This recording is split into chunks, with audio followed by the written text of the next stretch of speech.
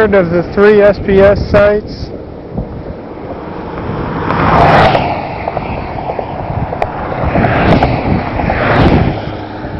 Again, fairly deteriorated joint sealant. You can see some of the weeds growing in here. All of the joints and intermediate warping cracks or warping joints have been classified as high severity joint seal damage because of the lack of adequate joint sealant over the entire joint. Here you can see some spalling on the joint. It's been filled in. A little bit of a pop out there.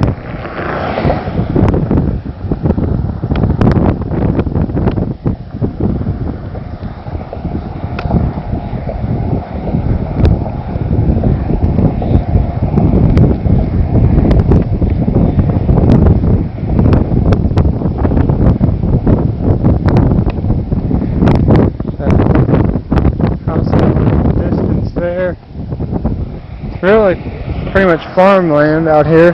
So house to the right, house to the left, station 2.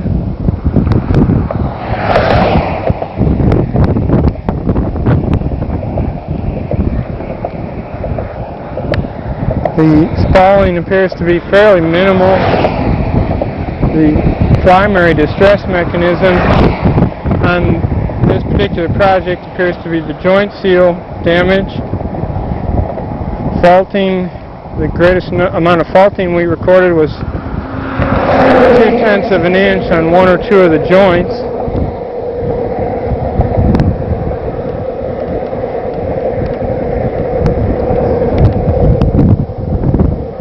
But other than that, the faulting was either 0 or 1/10. We had 1/10 on a few of the joints. Again, you can see the weeds growing through the joint, some minimal spalling, and the old joint sealant that's deteriorated.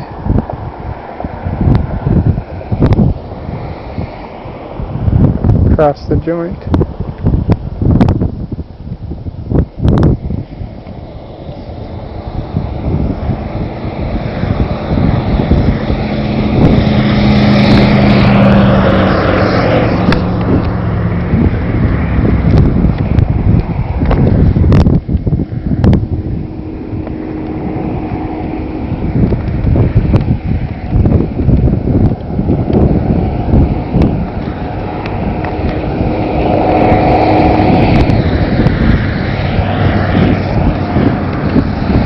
This would be the end of the 3rd site.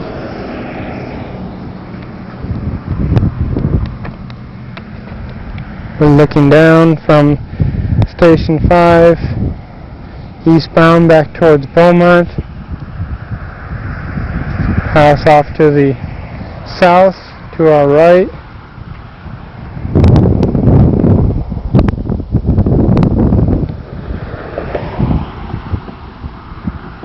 House back towards the beginning of the site. And I'll walk back through. You can see some of the corner breaking there. This is one of the more high severity corner breaks. I think we had 2 or 3. Again, there is quite a bit of moisture in this area. You can see grass fairly green from all the rainfall that we do get in this part of the state. A lot of low areas. You can see there is quite a bit of deterioration along the edge of the slab adjacent to the shoulder.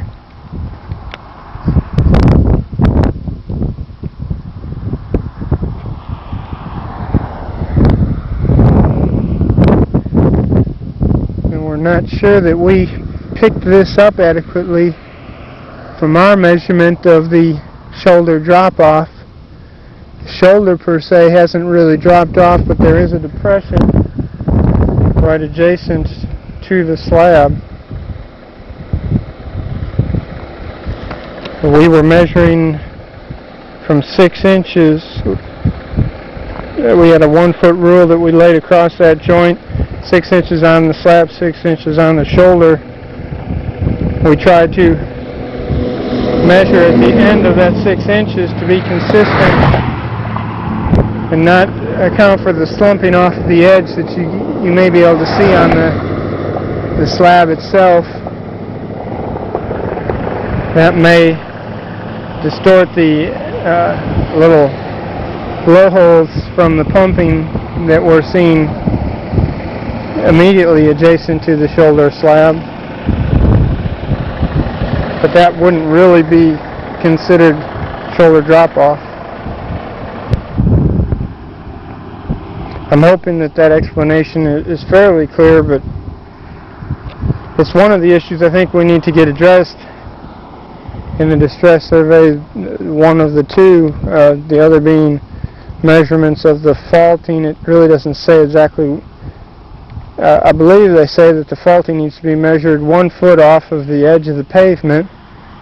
However, they don't indicate where the faulting should be measured with respect to the joint itself, whether it should be immediately adjacent to or some distance from the joint itself. Again, the same phenomenon occurs with the slumping off of the slab.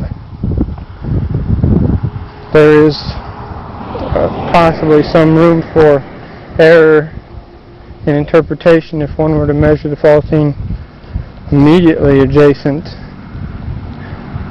to the joint.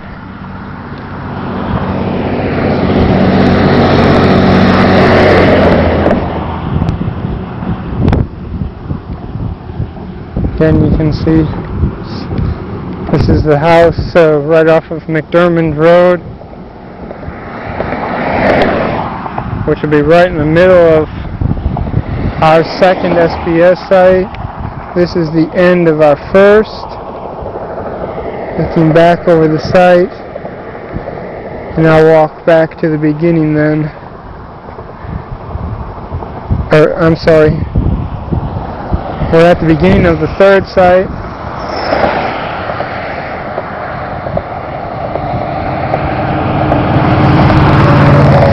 And I'll walk back to the end of the second site.